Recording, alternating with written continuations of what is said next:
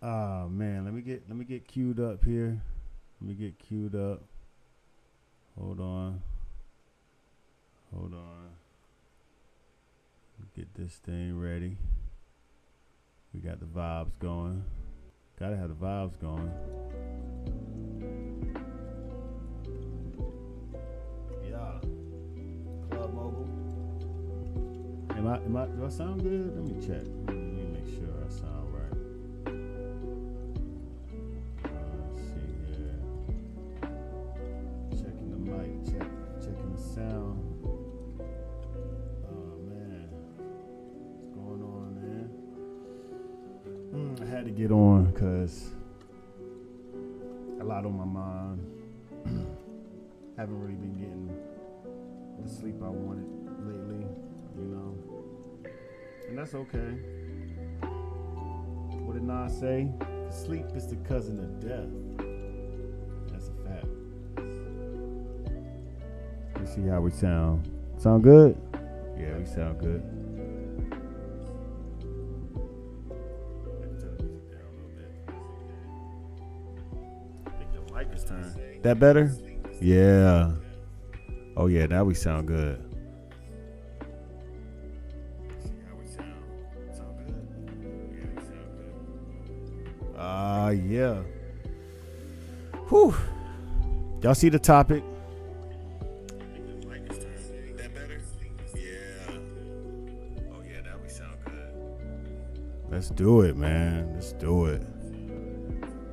We in here now. I don't know, did that sound better before? I'm sorry, I gotta make sure this is right because we got a few things to talk about. I feel like I sound better this way. Let me check. One moment, y'all.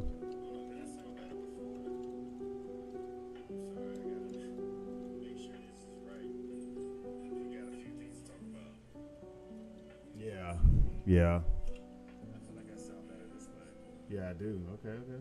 Okay. Yeah, man. What's going on, family? It's Monday night. Well, it's actually Tuesday morning. But we in here. We discussing a few things. We discussing this banter going around the internet about black Americans versus black immigrants, man. It's a very interesting topic. I don't really like getting into these kind of topics, but I just feel like it's necessary because the truth must be told. And no, this isn't about division. This isn't about, pointing fingers and separating each other and all of that. This is about what's real, because we all understand that there are forces that have caused a lot of us to either move out of our original countries or move out of our original cultures. Black Americans are victims too. We've been forced to move out of our original culture into a new culture that we had to kind of create ourselves, but there were some influences involved, and we'll get into that too. But man, it's a lot. It's a lot to be. It's a lot to be hit with right now. But you know what? We can handle it.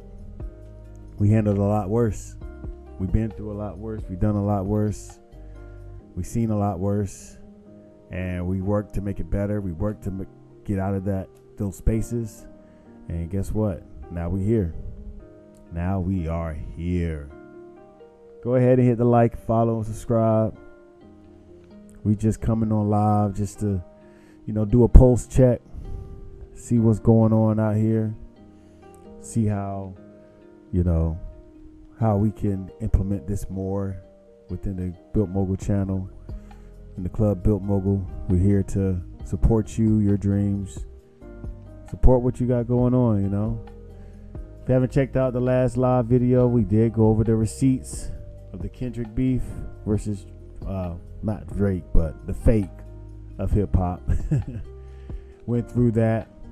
And it kind of ties into this topic because I wouldn't say, well, yeah, you could say Drake is a black immigrant. He's from Canada.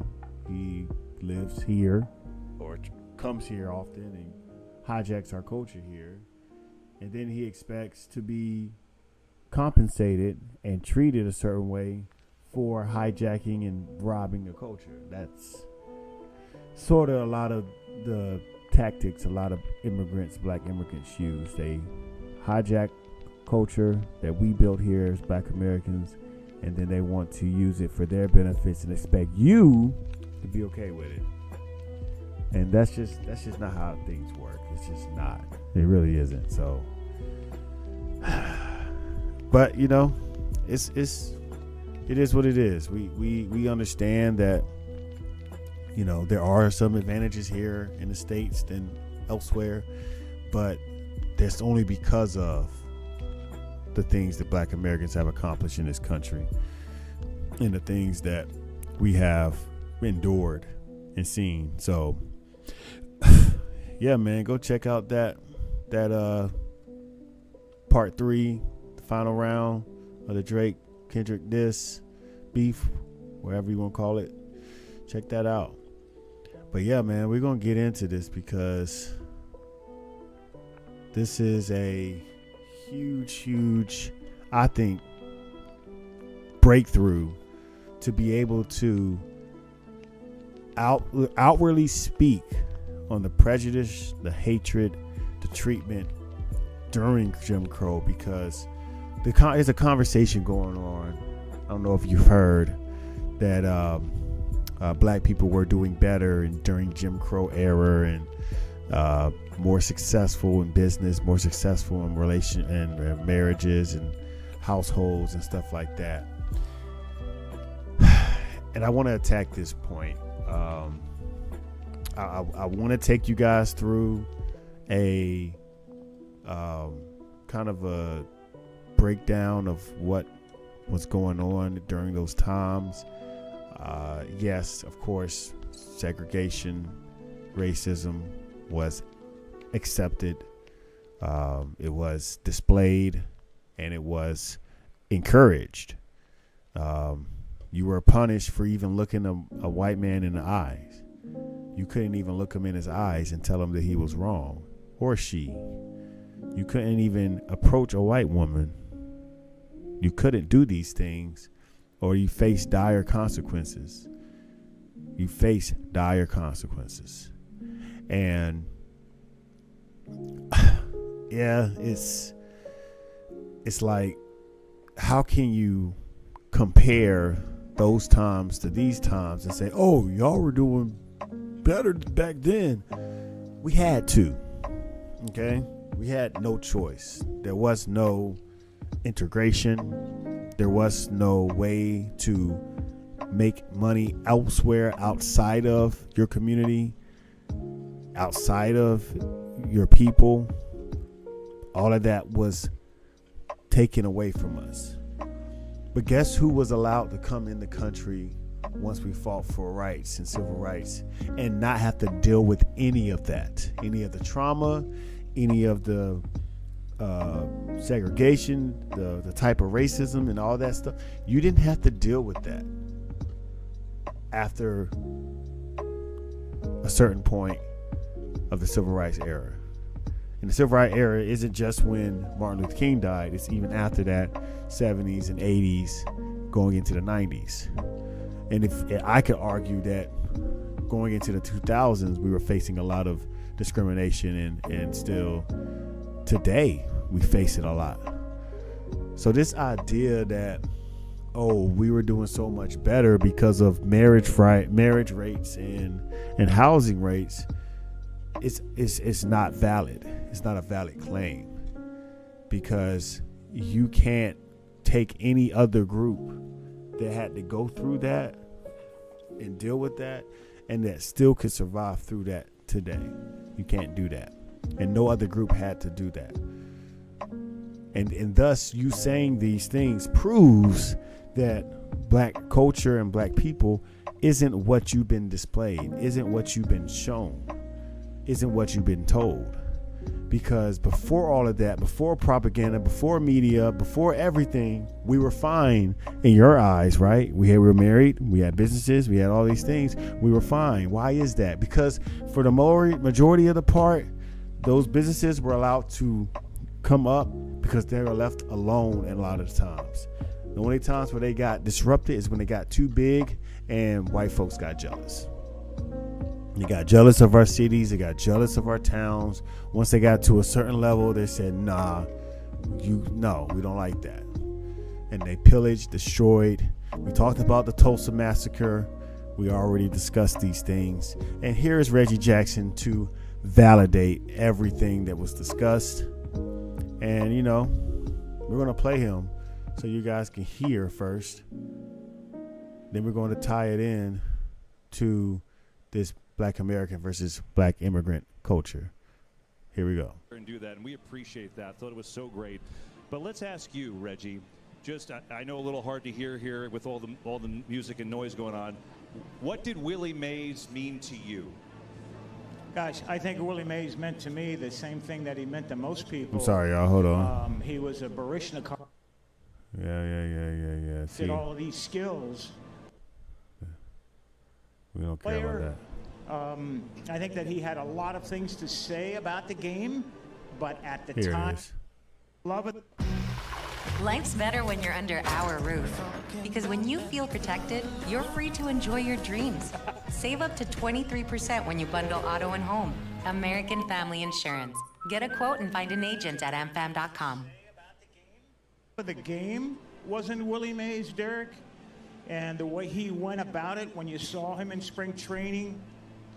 I learned to wear my uniform the way Willie Mays did. I didn't have the long pants and the feet, the heels over here. Bull Connor was the sheriff the year before. Is this it? If I couldn't, thank you. If I couldn't eat in the place, no. Okay, here it goes. Restaurants, and they would. Here it is. Sorry, y'all. Had to get it right.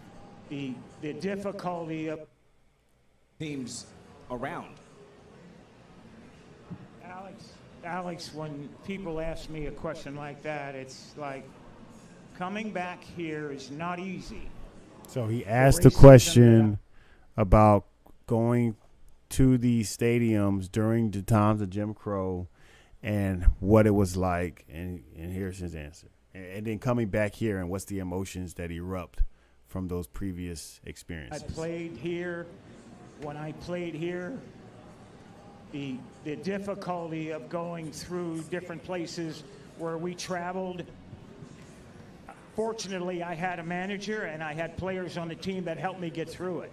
But I wouldn't wish it on anybody. People said to me today, I spoke, and they said, you think you're a better person. You think you won when you played here in Concord. I said, I would never want to do it again. I walked into restaurants and they would point at me and said, can't eat here.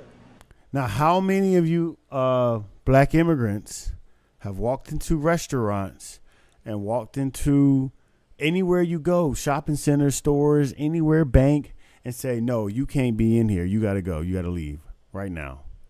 How many of you? I was just in a gas station.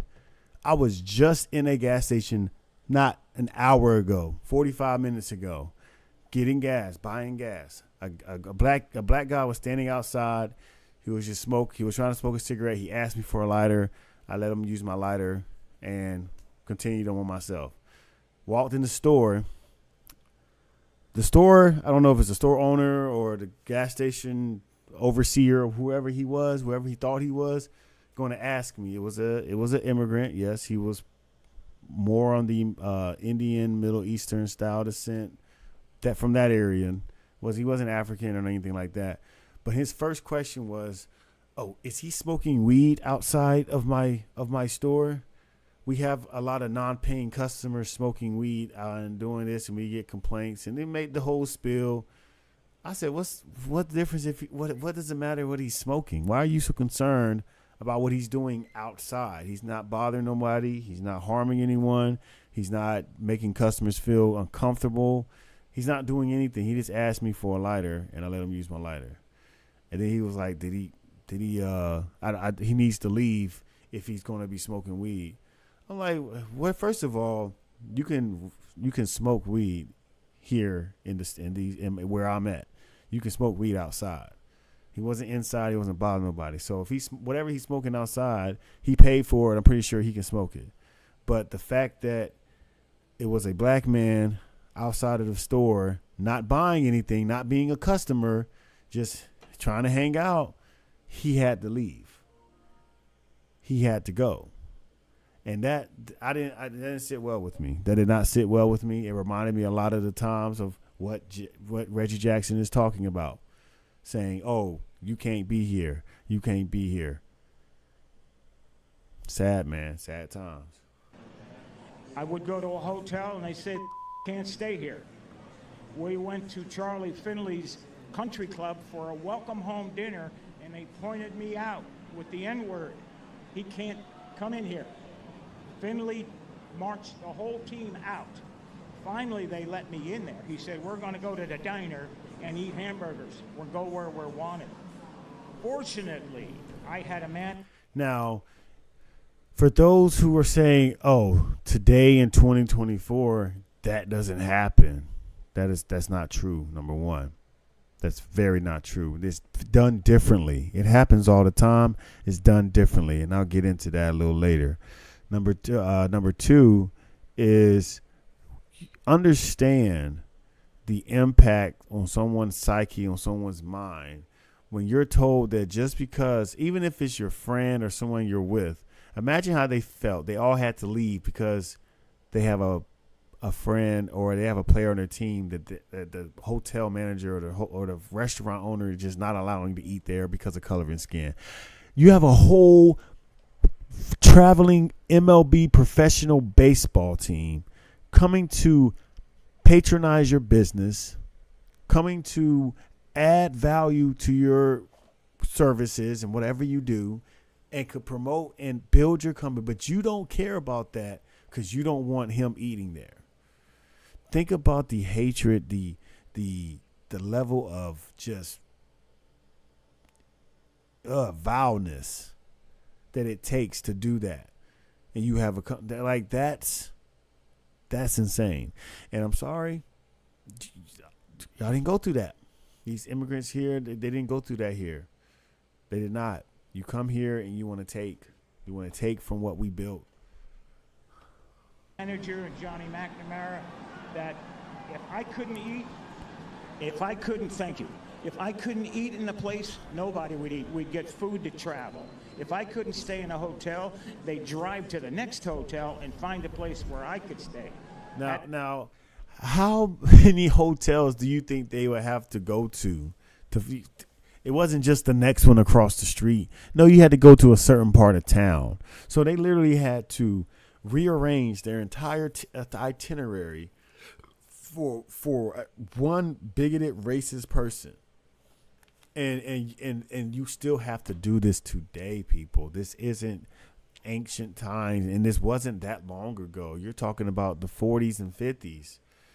You're talking less than a century ago. You're talking less than 5 decades ago. My mom and dad, a lot of my grandparents and aunts are old enough to remember. He looks exactly like one of my uncles. And I think my uncle's a little older than him. My uncle just turned 75. How old is Reggie Jackson?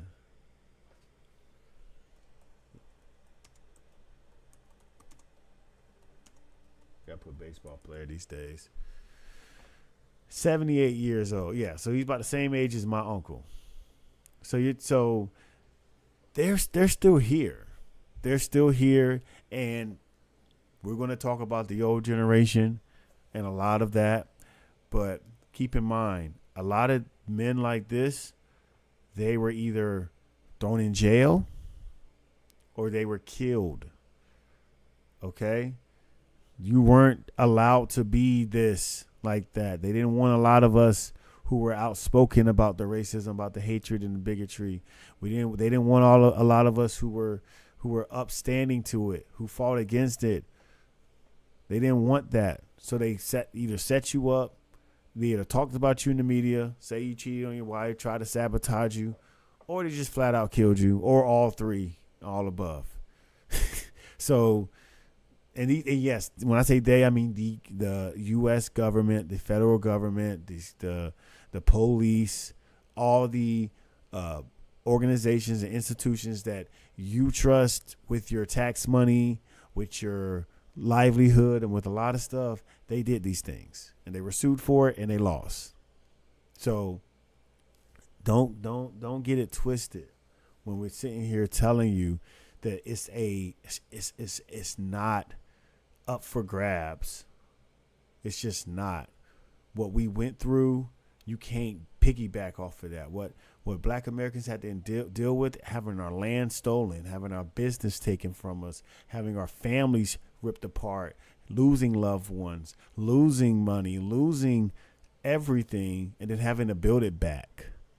You're not on that level. You're not cut from the same cloth. Sorry to say. Now, we can talk about the great accomplishment Black immigrants have done here since they've been brought here. There are great accomplishments, doctors and lawyers and other people, and there are immigrants that Black immigrants here that do support the plight, do show compassion and do that.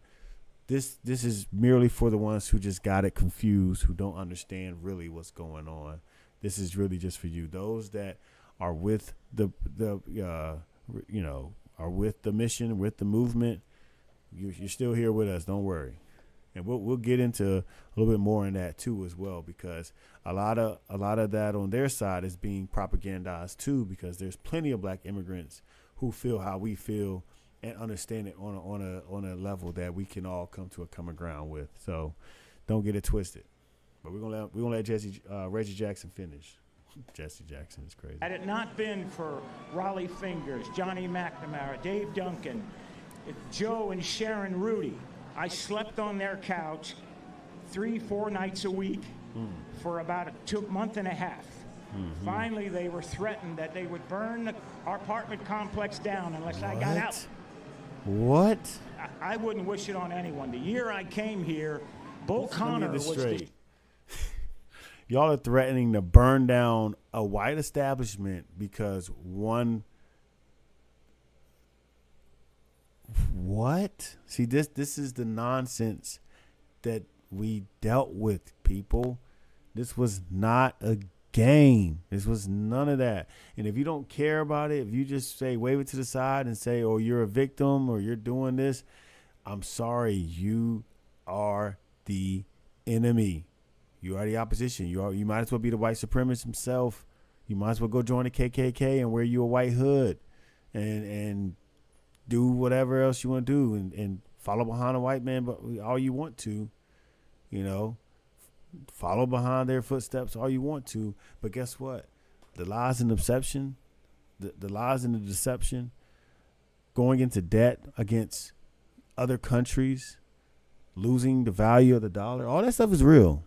And everything that those people did back then is coming to light and is showcasing that there are people ready to fight back, ready to speak out, and there's nothing you can do about it but cry and go on other platforms like Tariq's platform or the TBA's platform, and just make up all these stories and all these fabrications that Black people don't have to work harder to get on certain positions and certain echelons of wealth in life. You're going to be roasted and ridiculed and just thrown out the room every time. Every time. My bad. Reggie Jackson joining. I wouldn't wish it on anyone. The year I came here, Bull Connor was the sheriff the year before. And they took minor league baseball out of here because in 1963, the Klan murdered 4 black girls, children, in 11, 12, 14 years old at a church here and never got indicted. Nope. They were from the Klan. Life magazine did a story on them like they were being honored. I wouldn't wish it on anyone. At the same time, had it not been for my white friends. They praised it. Listen to what he just said. He had white friends that had his back.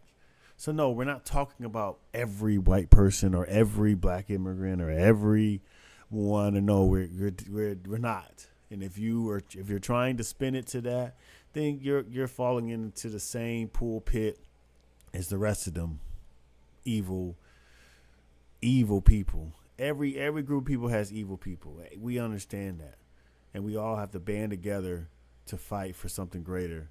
And we're gonna get into that later too.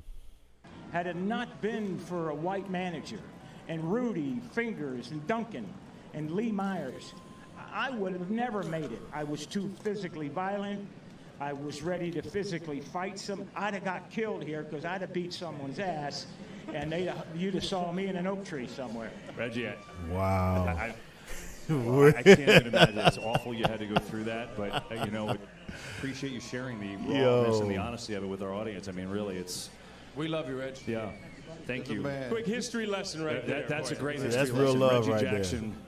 telling us all about it, preaching. Wow, that's unbelievable. It's not unbelievable. It's not. It's believable. It happened. This is what your country, this is what is in the history of it. If you don't like it, then get out. If you don't like the truth of the country, if you don't like it, get out. That's what they told us, right? You don't like the way things are being said, things are happening, yada, yada, yada. Get out.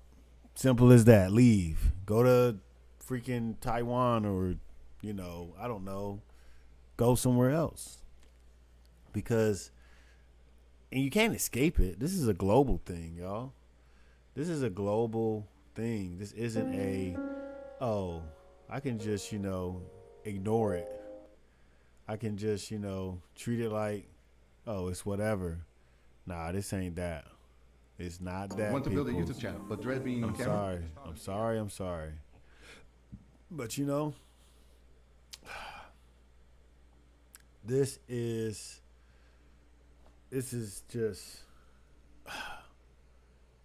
just a difficult time because there's a lot of misinformation out here.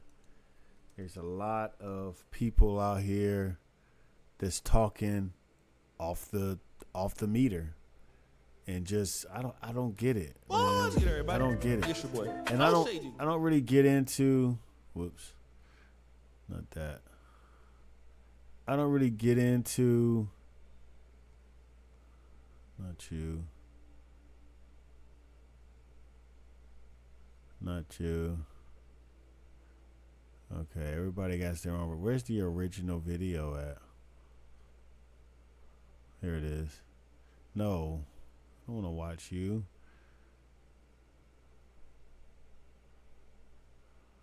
Okay, he's cool. I definitely am cool with. Oh boy, right here. Okay, no, he didn't cover it. Basically, what happened was this was a conversation on Tariq Nasheed's channel with I think his name is Myron. You got Myron Gaines right here, Myron Gaines, and he has a channel called Fresh and Fit. I know all of y'all probably know about it. If you're on the YouTube streets, you're up here listening to the podcast. Now, when I first learned about Fresh and Fit, it was last year, like near the in the summer, and I didn't know about any like prior videos, but from what I seen from that point forward, I mean, it was just a lot of the same BS you see up here on the internet, and he's a different level, trying to use women to attack women. It's a very, very devious play. It's like going to the poorest and the worst part of whatever you represent as a people, going to those worst parts and picking people out of there to interview. It's kind of like what the news channels did when something would happen in the black area, like something bad would happen. They'll go to the worst people to talk to. And, they'll talk to them for a little bit first, see how they check out, and say, oh, yeah, we want you to talk on here. They don't just go to anybody and get the real story. They go to whoever they want to go to that can, tell the agenda the way they want it and tell the narrative the way they want to tell it. Mostly someone who isn't well educated, who can't really formulate comebacks or rebuttals and things like that. That's who they're looking for. And that's who Myron is. He's a predator. He's a predator on those types of people. He's a predator on women. And now he's trying to become a predator against black culture. And we're not having it. We're not. You're not going to tell us how to feel about this country when you're not even from here. You didn't even grow up here. Your people didn't live here and tell you the past traumas and stories about what happened here.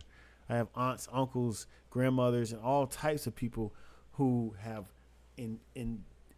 informed me, educated me on the American racist machine that is existed then, and that still exists now. And yeah, there are more opportunities now. Yes, there are ways that we can, maneuver around it and do things to make money and become wealthy. Yes, there are, but those are just cracks in a system that is designed to hold you back. I mean, think about it. We just had victims of the largest destructive event that happened within the last century. You had a town of 500 to 1,000 people, maybe even more, be murdered, killed, and forced out of their town and their city and their businesses, and nobody was punished for it. You had a white mob attack in an entire black town, kill everyone, taken over, and this has happened in many places, not just Tulsa. Wilmington, North Carolina, it's happening. Asheville, places in California. We had black politicians in government that coup d'etats. January 6th. You think January 6th was the first time January 6th happened? No, it wasn't. I'm sorry. It wasn't. January 6th was not the first time January 6th happened. Just to show you.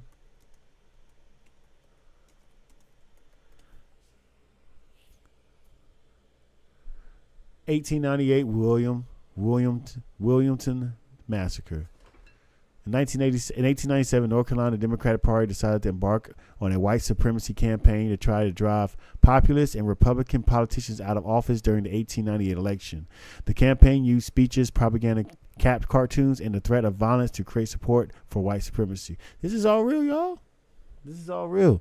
You didn't 1898. How many of you black immigrants were here? How many of you Sudanians and Ghanaians and Nigerians and whoever else in Philippines? How many of y'all were here then? I mean, just do your trace back and see where you all were at then. On November 8th, New Hanover County Democrats used threats and intimidate to stop African Americans from voting. These are Democrats, people. These aren't Republicans. These are Democrats. Pro-Democratic Party elections officials tampered with the returns. They tampered with the votes. Because of these tactics, Democrats swept the election. After burning the Daily Record off, they burnt down records. Violent mobs took the streets of north side of towns. They attacked black people. Unknown number of black people have died. An unknown number of black. They didn't even count how many black people died. They didn't even count how many people they killed. Okay? They were banished from the city. On the same day, local elected officials were forced to resign. We're going to cover the rest of this. We're going to cover this, y'all, because we're going to do that here at Club Built Mogul, because you got to learn about some things, man. We're not going to leave you out to dry with this information. We're going to get you right now. We're going to get you right now. So, yeah, this is January 6th happened to black people hundreds of times throughout history. Not even just on the political front, but on the business and entrepreneurial front, on the real estate, banking front, on so many different industries. We were ran out and banished and not allowed to return to those industries. So y'all got to understand that this isn't a joke. I'm sorry. You did not go through what we went through. And that's okay too. You went through, there's other things in your areas where you're from that you went through. You should talk about that, man. You should talk about that. Don't comment on us and what we need to do and how we're this and we're that, and we don't take advantage of opportunities, and we don't control this and do that, da da da da. No, let us handle that. We can handle our people. There are things in our culture that we can look at, but a lot of it is not even our culture. A lot of it is what we were conditioned to believe is our culture that isn't. Man, we got a lot to unpack here, man, but we're gonna do that here. I just had to get on here live just to cover that. I just had to, because there's a lot being tossed around about what is hip hop, what is not hip hop. There's a lot being talked about what is racism, what is not racism. It's a lot being talked about, a lot of things, and I'm here to clear it up. Clear it up for y'all. Clear the air. Let's do that. And that kind of is my next method of getting the mental health condition of the country back on track. It's clearing the air. We can talk about the past. We can talk about the ills. We can talk about everything that's doing this and doing that. But we also can talk about ways to move forward. We can also talk about ways to build yourself, get to that next level, overcome adversity, overcome obstacles. We can do that too. And as the community, as the culture spokesman, I would say right now, it's not going to be easy. It's not, because it's never made easy for us. Look at the strides we have to go through just to get compassion for our people. You have cities burnt down, and you have people that get caught in the system, innocent black men that get accused for crimes they don't commit. They get planted on evidence that they don't even partake in. They get higher sentences for the same crime as their other counterparts. You have things like black women dying in surgery and surgical procedures more than any other group of people, dying at giving birth and having these complications giving birth all the time because they're neglected for their medical treatment. They're not thought of as a priority when it comes to treatment. You got to treat our people different. You have to, because you don't understand us. If you took time to understand us, you will see that we're just like you. We want love. We want family. We want, to prosper. We want the same things. But the other thing that we want that y'all don't want is we want other people to progress too. We want you to progress. We want you to do better. We want to see ways to encourage you to. We got a love for y'all, but y'all don't love us. It's crazy. Y'all don't love us. But you ain't got to love us, but you want to imitate us. You want to be imitators and haters at the same time. How does that work? Somebody tell me how that works, because I don't know. I'm trying to figure it out. But, look, man, this is becoming more apparent that I have to get up here more and kind of break down these things for y'all to hear. Because, when we go through our topic for Tuesday night, I'm going to go into grave detail. Right now on the live channel, I'm just taking you on it, just a, shallow, maybe 3 to 4 feet deep, not too deep, probably like 2 to 3 feet. When we get into it on Tuesdays and Thursdays, we're going deep into discussion. Check out the last few videos and you'll see what I'm talking about. But this was just to kind of graze over really what's going on when it comes to these conversations between us here and the outsiders coming in, looking in. Because tell me, are you really here to build? Are you really here to build?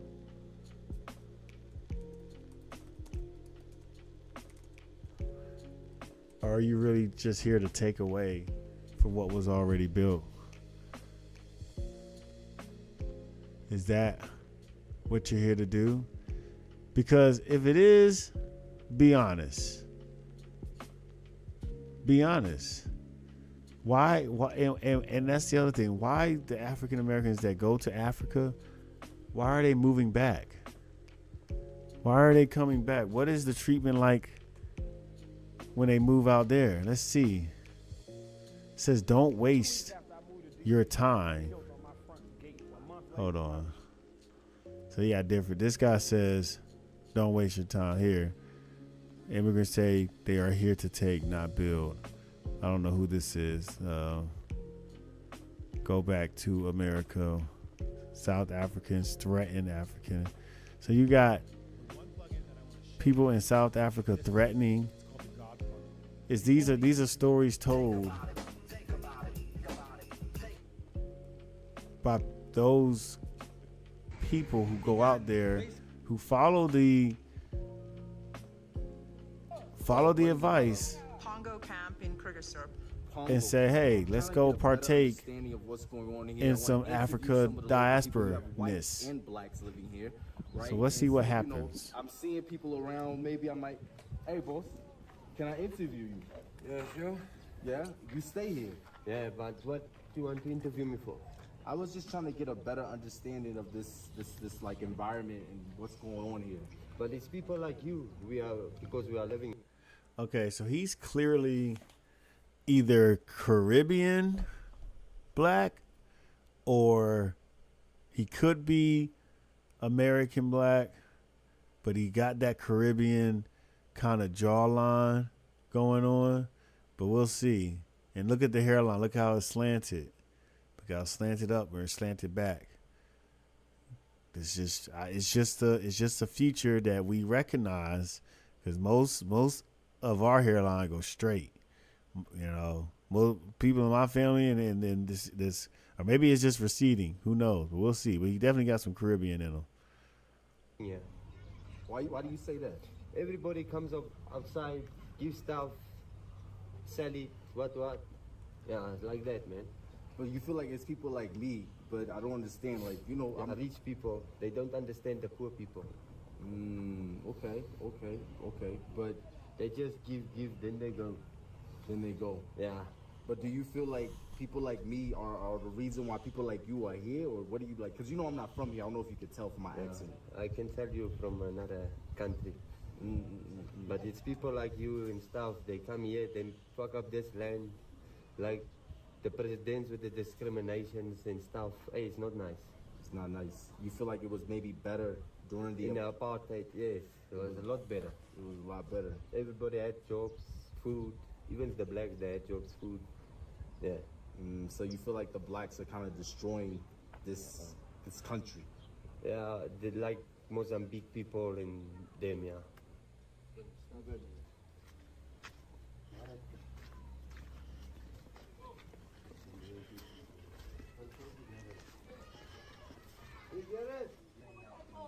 See, notice he said the rich people come in and destroy the land and stuff like that. But the announcer, oh, you feel like what did he say? We listen to what he said. He didn't say what he told he said. I can tell you from another country. But it's people like you and stuff. They come here, they fuck up this land, like the presidents with the discriminations and stuff. Hey, it's not nice. It's not nice. Then they go. Yeah. Here it is. Okay. But they just give, then they go.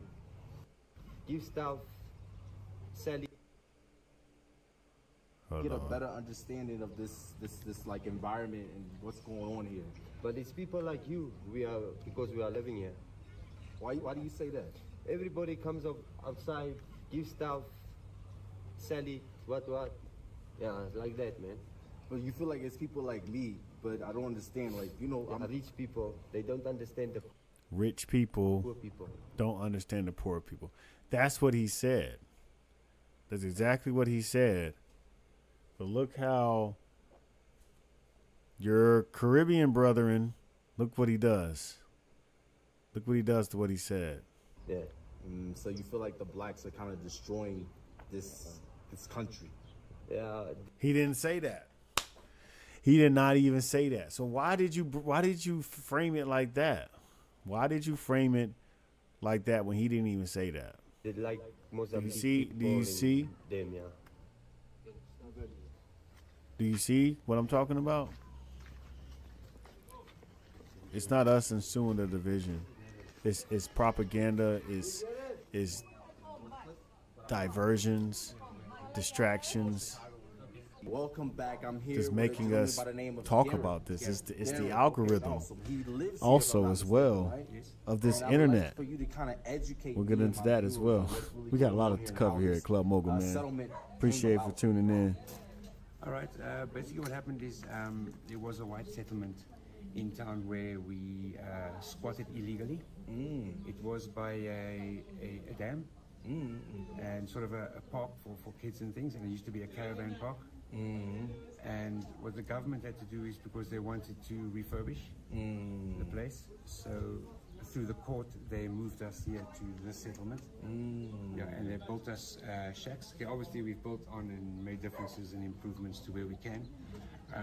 A lot of people Look at where this dude is. Look at where they're at. Look at where he went to. This is a lot of that fresh and fit type of behavior. Look at where he went to interview these people. And these are good people, nothing wrong with that. But it's like, why did you choose there? And what you're showing us, because the other guy said it himself, of how apartheid they were doing better because they were in apartheid. I don't understand. I know he didn't live through that. Maybe he was around for that as a kid, but he didn't live as an adult through those times.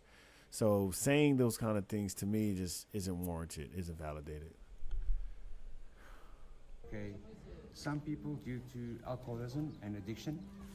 Some people most people due to unemployment, which is amazing. Now, where are the black immigrants that's here in this country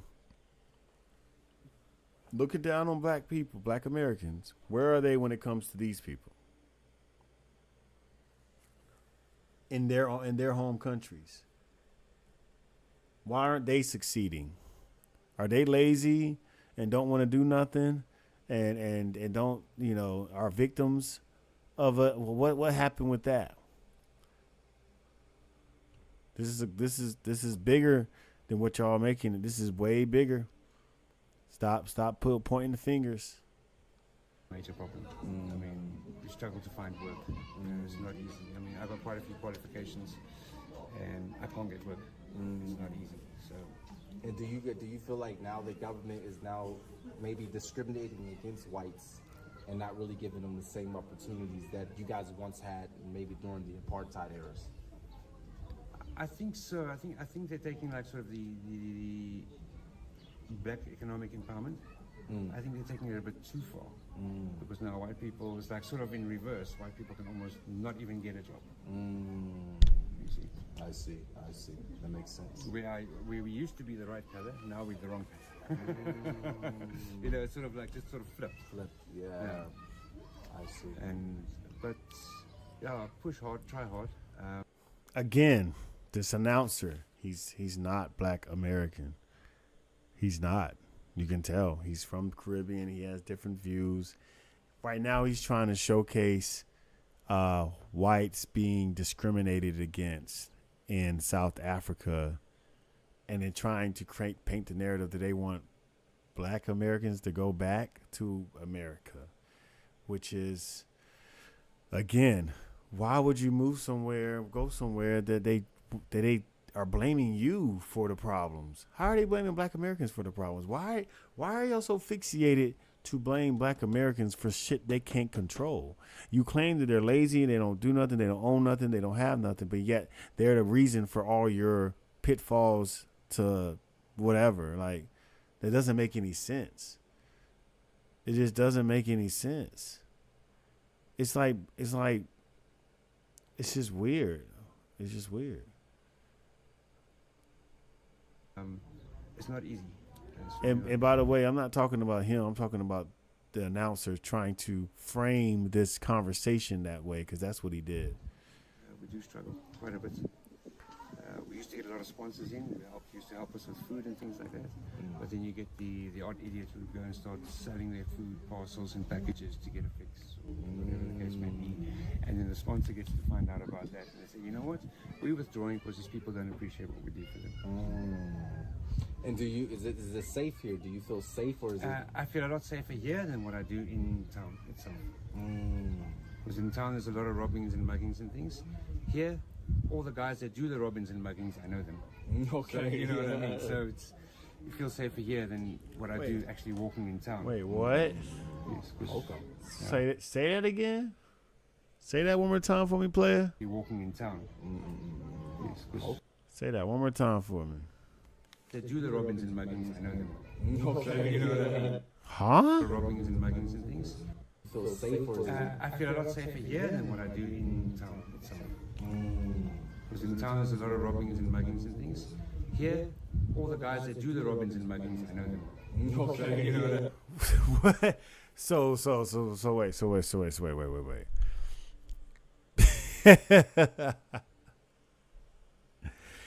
What? That's so bad. So I don't understand what the demographics are in the city, but a lot of times in the cities, in the metropolitan cities, or the areas with this more population people, you're gonna have more people of a certain skin tone color. And he says he feels safer there in the dump.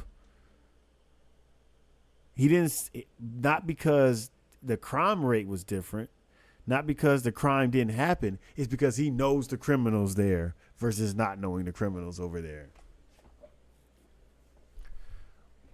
What? I don't get it. Are you the ones doing the robbing and mugging and thugging over here in the boarded up apartments? Like, what? This is worse than Section 8, y'all. Like, what? And who robs people out here? Who are you robbing? What are you gaining from robbing people in this area, sir? Because you're kind of telling on yourself right here. So you feel safer here than what I do actually walking in town. Yes, okay. Yeah, we've sort of, the African people welcomed us here with open arms. We increased revenue, with taxis, with shops, with, everything pretty much. So.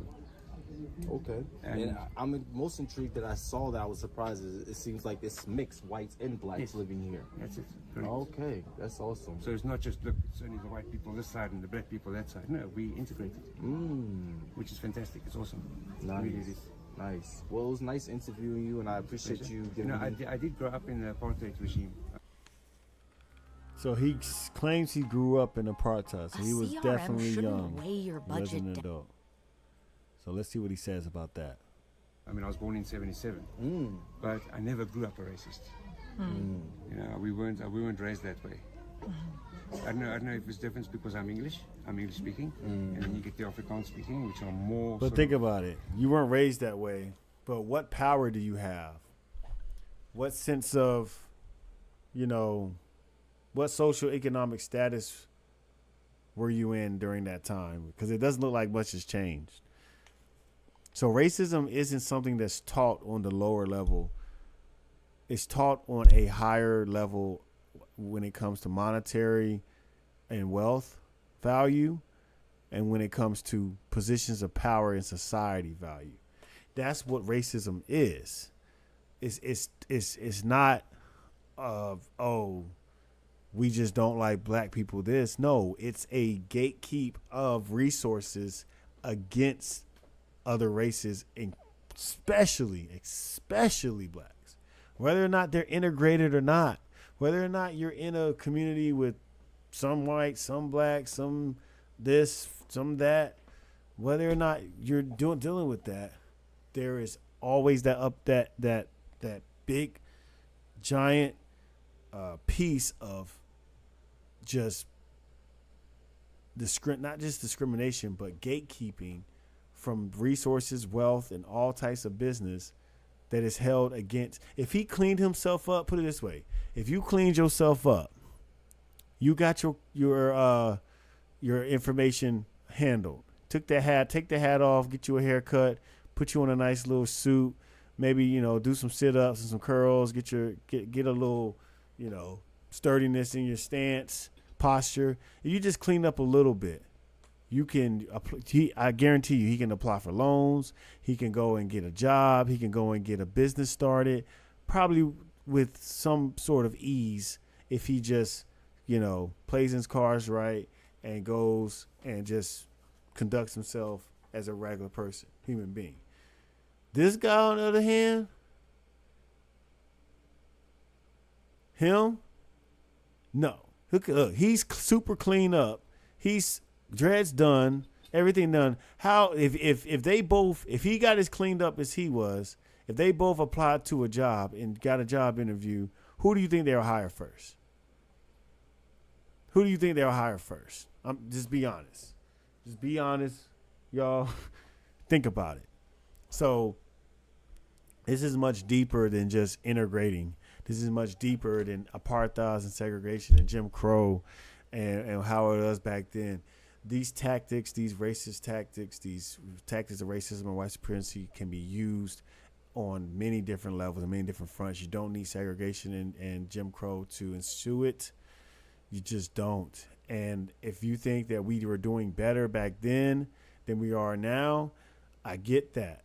But that doesn't mean that their rules or their society was better than what we have now. People were getting innocent little children were dying. Little 10, 11, 12-year-old girls are getting blown up in the church, bombed. Whole cities and towns were getting burned down and murdered, killed. You can't tell me that, blacks were doing better and this and better that. Stop that. Stop that nonsense. During that time, we could be doing the same things if these structures and these obstacles were not put in front of us, to where he has to go apply for 10, 12 companies before he gets the job. He probably only has to go to one or two. And I guarantee you he'll get a job if he goes to a place, cleans himself up, looks nice, makes a resume. It doesn't even matter if he lies on it or not. He can fabricate a whole life if he wanted to, if he cleaned himself up and made a resume and sent it in. Just the facts, man. It's just the facts, y'all. But yeah, man, I just wanted to show that to kind of give you an idea that there are people doing bad in a lot of places. It's not just here. There's opportunities here in America that a lot of people don't take advantage of, and some people do. It's about access. It's about knowledge. And growing up, do you think that whites taught black people how to financially secure their futures? No. Do you think that was part of the educational structure of America? No, it wasn't. We have a school to work for company pipeline, a school to prison pipeline. That's what we have. So it's not even up for debate, man. We're not here to be divided amongst our black brothers and sisters from abroad. We're not here to, cause all of that. It was put here without any effort from us. Okay? We embraced our African heritage and our African people and other blacks around the world. We embraced you for so long, especially when the civil rights era was being implemented in this country, and then you were allowed to come over here and not face prosecution and be deported back instantly. We fought for that. We embraced that. We wanted to learn our African roots. We brought a lot of the African culture in place and infused it in with our culture here in Black America. So we cherished that. We showed that. We definitely did, and we're going to continue to do that. But we got to sort a few things out here first. And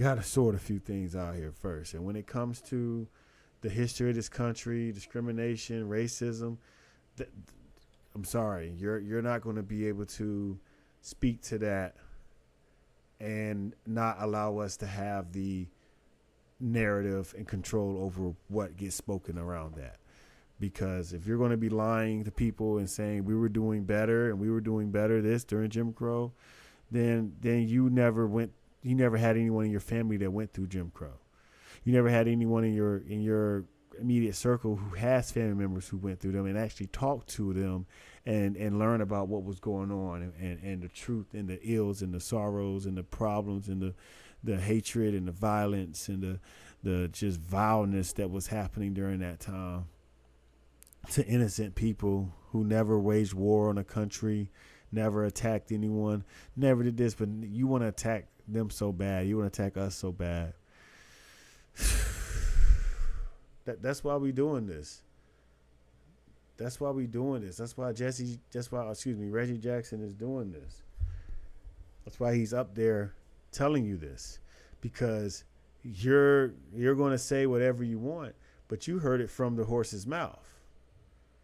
You heard it from the source, what was happening. Now what you got to say? Tell me. You can't. But yeah, man, we're going to open the floor up too.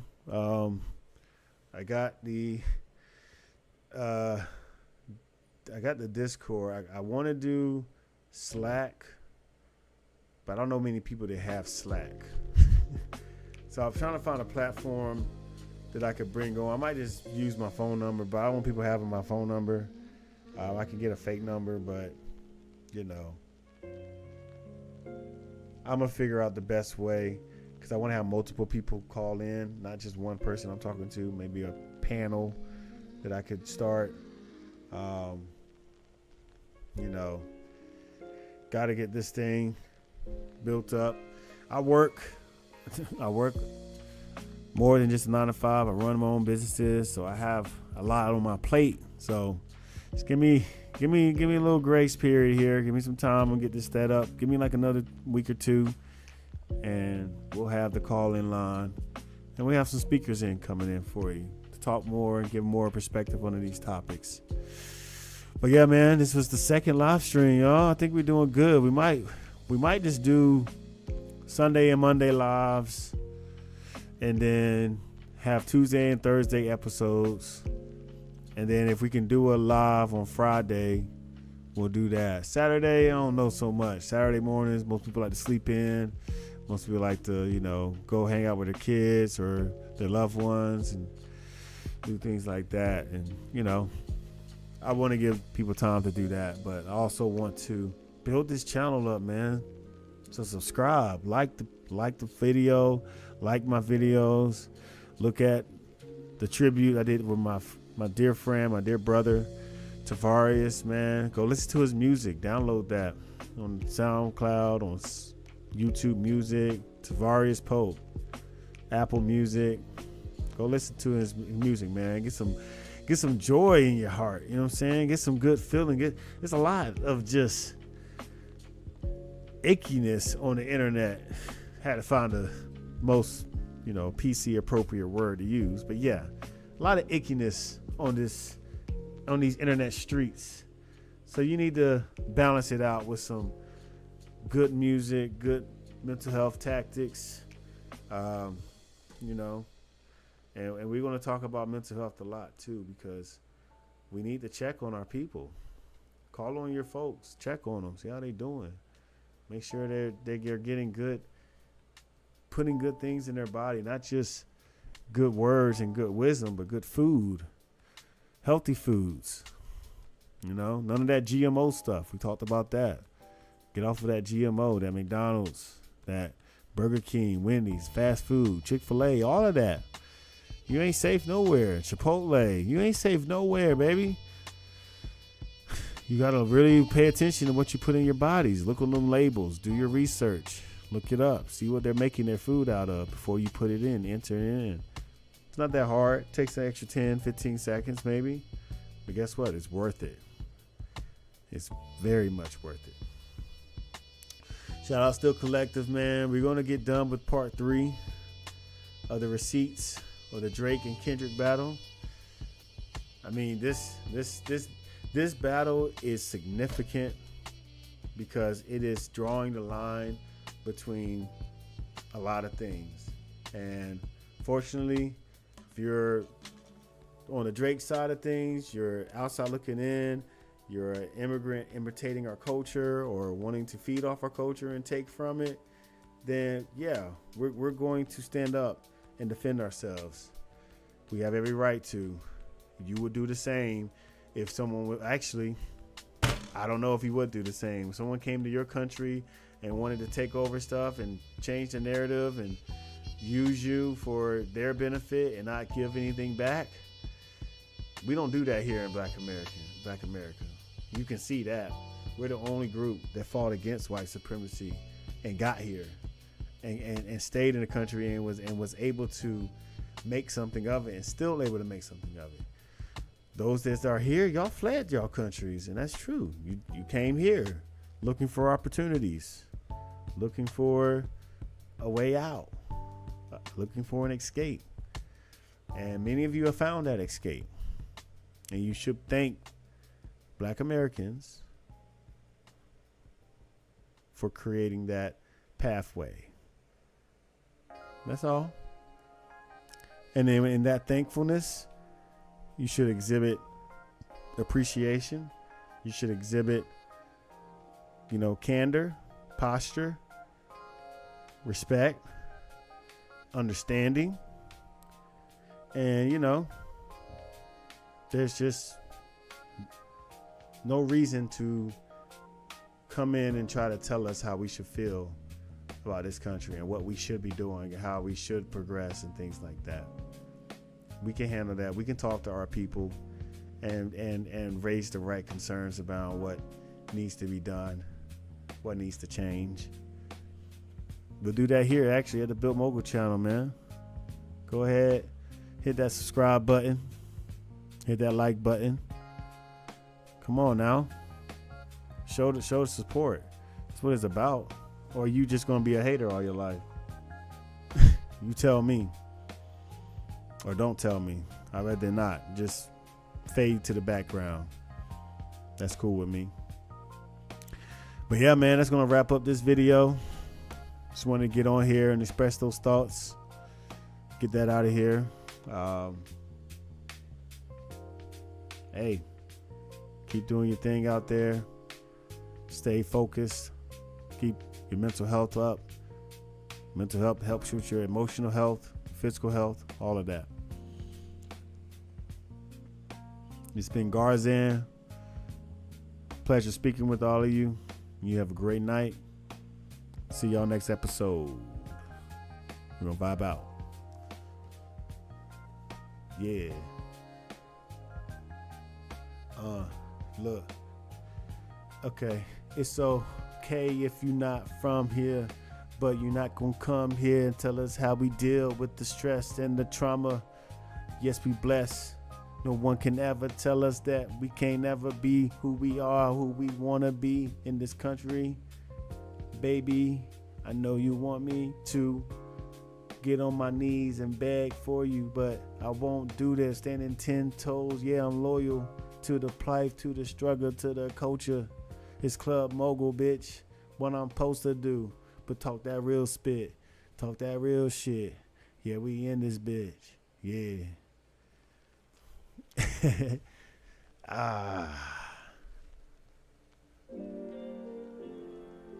Like and subscribe, y'all. Have a good night.